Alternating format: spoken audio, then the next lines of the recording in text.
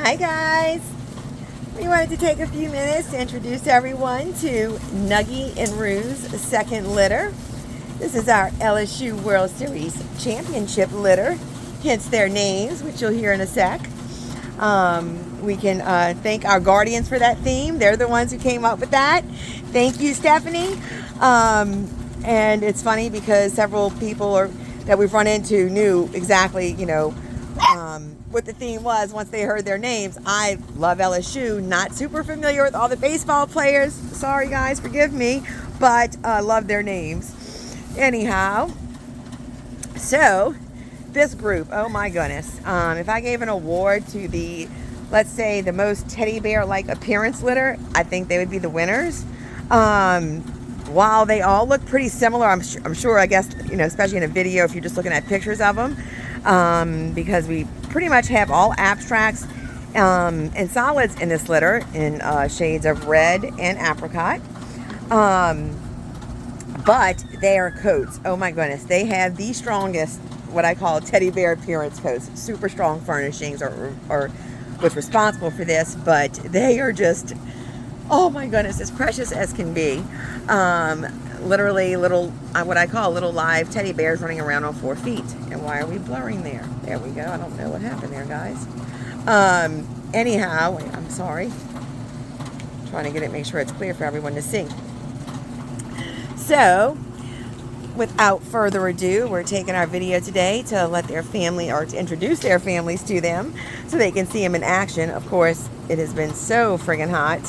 I tried coming out a little bit earlier when it was still had a little daylight, and they were not having it. They essentially just sat there and looked at me panting. So I'm like, well, this is not going to work. So I said, well, we'll just have to try this evening with the best lighting that we can get at nighttime, Anyhow, that little guy right there was just our little red male. And by the way, we had 5 boys and only 1 little girl in this litter. So that little guy right there, that is our boy Paul. Paulie! Which, of course, I'm going to try to get him to look. And, of course, when I'm calling him, he's not going to look at me, huh? That's our little Paul. He's one of the ones that has a liver nose and hazel eyes. Huh. Okay, of course, you're going to come over here when I'm trying to talk to you, huh? Say hi. Say hi. And next to him, oh, well, I'm sorry. Somebody popped in there, huh? This is our little guy, Morgan. Morgan is one of our littlest in the crew, second to Natty, which is our only female. But Morgan is, him and Natty are our 2 smallest, not just by weight, but also structurally speaking. He has the black nose and, dark eyes. You'll notice he has a curly coat. Come Morg. Oh, and I'm sorry now, when I switched out, right here is Natty. And what I did, since they all look so similar, I tried to help identify some of them. So guys, Natty has the little pink rose on. Let's see, our big boy Tank right there by the doghouse, he has the blue rose on. Morgan has the red rose, wherever he went to. Oh, there he is. There's our Morgan. And then I put the gray on our little guy Cruz back there. Cruz he reminds us so much of our big boy Moose when he was a puppy. Of course, I always say I don't think Moose was ever quite this small. But if you can see, and ironically, Cruz did one of the biggest 360 transformations I've seen since I've been doing this, or since we've been doing this, and it's been quite some time, obviously. He was born almost entirely white, or, almost like an off creamish color. And I thought for sure he would be a party because, a lot of your parties are born white, and then their colorings come in, within days or weeks after they're born. So as the days and weeks went on, I was like, what is he doing? It was like you could see his entire body was changing colors as he was darkening. And then, so what we're left with, essentially, he is not considered a tuxedo, but he's essentially just an abstract, but what I call his tuxedo markings. He not caring for his rose on his neck there, but he has some white tip paws. He has a nice white blazed chest. He has not, a ton of white in the crown, but you'll see a light little speck of white in his crown and muzzle. So, and his coat almost looks like it's frosted, if you will. Almost like a frosted hairdo. And so we call him our little MJ, our little Moose Jr., but his litter name is Cruz. He's one of our more active pups, as you can probably see. He, not our pack leader. That title goes to Mr. Tank. But he, carries himself with a lot of confidence and does well independently, but also happy and content to be, get all the cuddles in the world. So you kind of get the best of both worlds. But he'd probably be best suited for, a more active household. Children he would be a good fit for young children. Really, all of these guys, I can't say anything negative as far as other pets in the home. I think they'll all likely do well with other pets or other dogs, cats, etc. And so, he also gets one of my most comical awards for this group. He is one of our little comedians, him along with Tank. Now, Tank, who is over here, that is our biggest in this group. For example, we went to our big vet visit yesterday. And Miss Natty, our smallest, was, I believe, like 3 pounds, 10 ounces. And Mr. Tank here was 6 pounds, 12 ounces, to kind of give you, a reference as to the size difference. But also you can see just structurally, he is, bigger, wider, etc. He is also our most dominant puppy, but an absolute little love bug. He, too, will do better in a more active household. Young children would be beneficial for him and the family that ends up taking him. He is also one of our little comedians in this group. Yes, definitely keeps us on our toes and laughing. Hi, Mr. Tank. What you doing, buddy? Tank there has a wavy coat. Just so you know, we had 2 in this group with wavy coats. We have Tank and our little guy Joe Bear, which I will point out in a sec. Those are our only 2 in this group with wavy coats. The rest of them will have curly coats, or have curly coats. And speaking of, there's our little Joe Bear right there. Jojo!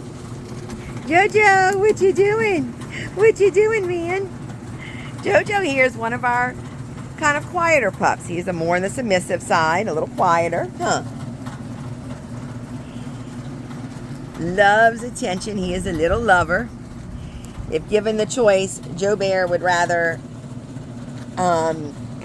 be on your lap versus playing with his litter mates, okay? He's like, I'll give me the cuddles any day, Mom. I'll take them. Buddy. Jojo. He's ignoring me right now, huh? They were already tired and panting. Okay, come on now, guys. Hello, Miss Natty. Oh, no, I'm sorry. That's that is Miss Natty. Her and Morgan, it's funny. Other than the liver nose and black, versus the black nose, I get those 2 confused. They look like little twinsies. And then, of course, we have Joe Bear and Tank that look like twinsies. So I have to kind of sometimes do a double take on some of them, especially when you're at a distance. And, of course, when I'm here trying to video, they're not being as active, I guess, as I maybe like them to be. But with this heat, I guess we're going to get what we get, okay? Just like us, guys, they hate it. We are so over it. We can't do anything during the day. We can't even send home our babies during the day. We're doing everything in the evenings because it's actually dangerous for the puppies at this point. And not even just young puppies, guys. Even your older dogs. You need to be very, mindful of this heat. This has been... Yeah, we're all used to the heat living here in New Orleans, but this is excessive, obviously. And so it can be very dangerous, especially for your younger or older dogs. They will tend to hydrate even faster. So, yes, they're fine to go outside. But, even my bigger ones, we know they go and do their business, and they're right back by the door ready to come in. They want nothing to do with this heat. They're over it just as much as we are, huh? Hi, baby. Say hi. Well, now y'all still never seen everybody a little chill, huh? Hi, Mr. Cruz. And where's our little Polly? I feel like I haven't talked a whole lot about Mr. Polly. There he is. I talked about him a little bit at the beginning. But Mr. Polly here, as far as temperament, falls in the middle of everybody a little bit. He kind of equal when you're looking at, you're more, is a puppy more submissive / dominant. He falls right in the middle, which honestly is, I guess, in the ideal world, that would be the most ideal place. But remember, I always say temperament testing is not, set in stone. It's not a crystal ball. It's just indicators.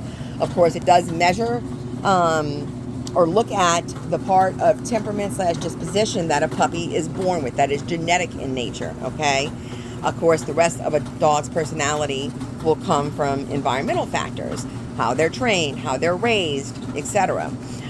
This is why it's so important or imperative that temperament testing be done right at 7 weeks and developmentally, before that environment around them has a chance to, start affecting who they become, right? I always say someone can take a perfect puppy home and not do the right things, and therefore, end up with a dog that has behavior problems, or vice versa. Someone can take one of the more difficult puppies and do everything they're supposed to, and that puppy ends up being phenomenal, right? So this is why we always say it is up to you. You being their humans, their families, as to what you're ultimately going to end up with at the end of the day, right? How much time do you put in? How much, focus you're putting in, especially during those first few weeks and first couple of months, because that is their socialization period / when that window closes. Are you hot, my baby, huh? Say, I'm not in the cold floor, Mom. I'm trying to Superman, but it's not cold, huh? Hello, baby. Hello, Mr. Morgan. Hello, Morgan. There's our little Morgan. Hi, Morgan. Why are you getting some close-ups? What you doing? You look like you in jail, sitting like that, baby. You gotta love them. Guys, they're just like, I always say, they're just like toddlers, They play, they get their little moments, and then they start dropping like flies. Oh, and see, well, Morgan, he's a little talkative, but we also have a winner when it comes to that, and that's, of course, he's not, making a liar out of me and not saying much right now, but Mr. Paulie there. Paul is our most vocal guy in this group. I swear this puppy talks to me at night, or especially in our evening feedings, because I guess in the evenings here at our house anyway, things are a little more active. My husband's home, kids in and out, etc. And so it's funny because they also, they learn the routine. They know how to tell time. I always, tell families that. And little Paul here, it almost sounds like he's saying, Mama. He like does this little, I don't want to call it a scream, but this little cry out loud, and very, very vocal. And we can sit there and talk back and forth to each other. I swear we have conversations. So we have been, so very pleased with these guys. Obviously, the cuteness factor, well, they got checked, right? No problem there, but just their temperaments. They're all as sweet as can be. And yet, we always laugh. You have your pack leader, you have your little mores that are a little more active, comical, etc. But at the end of the day, they all make us laugh. And they're, I guess because we're with them, or I'm with them, almost 24/7. They love being near us, and we love being near them. So that's what you guys will pick up with when they leave here, huh? What you found there, buddy? What you found there, huh? What you found there, huh? What you found there, Mr. Moore? Oh, baby. Hi. See, well, we're getting some good looks of everybody, even though we're all panting, huh? Yes, I think. Natty Nat. What you doing, Nat Nat? Nat Nat. I'm trying not to get my shadow too much, guys. Also, before I end, I also wanted to say something. I know, it's kind of dark, but you can still obviously see the little slight variations in their coat colors. One thing we're talking, I know, about a lot about Roux, who changed so much since he was born, but we've also seen some changes that go back to our first mini and our first mini line and their grandmother, which is Lucy. Lucy and our first stud, Gizmo, they have, or within their line somewhere, we know they carry a rare gene, which some of their puppies will grab, that causes them to darken as they get older. Unfortunately, it's not a gene that they test for yet. As breeders or doodle breeders, we know it exists. And generally speaking, most doodles lighten as they get older, no matter the color, right? But you do have a few that get darker. And we've seen that from Lucy and Gizmo, and we're seeing that in this group. Not all of them, but for example, Miss Natty, she is one that was born more of a lighter apricot and has continually darkened as she's gotten older. At this point, I'd almost consider her really a dark apricot with red ears, but she may end up being almost like a, a darker red as she gets older and end up being like a rust color. Morgan is another one who seems to be doing that. Not quite to the same degree as Natty, but he too has darkened since he's gotten older. And you can see just from kind of in this distance how much lighter his body is compared to his little ears, okay? So I always say, this is my favorite saying if you guys know me, doodles are kind of like, it's kind of, oh my, our fan sounds like it might be on its last leg, guys. It's kind of like waiting to see what Santa will bring. Oh, time out, guys. Uh-oh. What do y'all think, guys? What do y'all think? I am so happy our sound and desensitization is working. This is part of puppy culture. A lot of puppies would be freaking out over something like that. Just happened to happen, right? Our fan, I think, just wet kaput. Go figure. But they're not crying. They're not going to hide.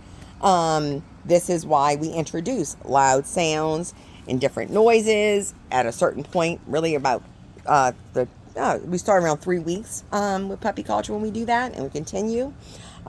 Whether it be from dropping pots on the ground or banging pots to playing, the sound of thunderstorms and things of that nature, okay? So this is what really lays a great foundation for a well-rounded puppy. And of course, they're all checking it out, as that's what they do, huh? Say that was something new and different. And, of course, that's something you can re-stimulate when you're training a group. But, it happened. So, and I'm trying to see what that was. Oh, it looks like we threw a belt from what I can see.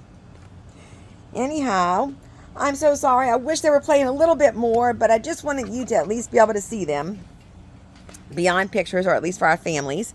Of course, they're, the timing of all this, they're actually getting ready to start going home next week. And we look forward to meeting all of their new families and can't wait to introduce them to their beautiful little dudes or dudette. So anyway, well, I guess we'll try to catch maybe another short video tomorrow when they're a little more active, because I wish I could catch them doing playing a little bit more. But at least you got to see everyone, and of course I'll be in touch. I hope you enjoyed. Thanks, guys.